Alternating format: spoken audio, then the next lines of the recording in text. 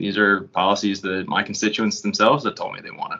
Florida House Bill 999, the newest piece of legislation furthering conservative policy in education, this time at state universities. The bill creates new hiring practices for university staff, such as prohibiting a school from using critical race theory or diversity, equity, and inclusion rhetoric on employment applications. It also bans critical race theory and gender studies in the classroom, as well as any programs or campus activities related to the subjects. These, are departments that, in large part, only exist if there's a controversy to pursue or correct. Representative Alex Andrade, who authored the bill, says filing the legislation was simply answering the call from voters. Conservative voters, Floridians, have been telling us for years that college campuses have been far too focused on political indoctrination, and not enough focus has been given towards preparing these students for the real world. This is really serious. Critics argue without programs that include diversity, equity, and inclusion, some students wouldn't feel included.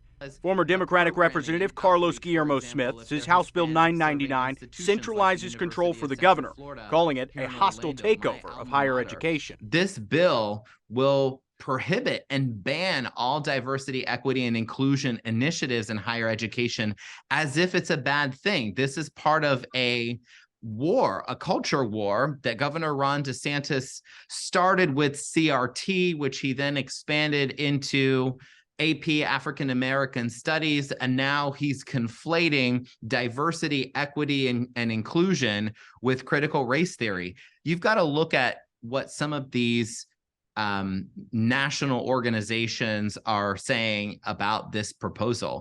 On Monday, the American Association of University Professors, the American Federation of Teachers, and the National Coalition Against Censorship released a statement saying the bill would, quote, destroy higher education as we know it. The statement sent to WEAR by the organization states in part, Florida's House Bill 999 would destroy academic freedom, tenure, shared governance, and university independence in the state's public higher education system.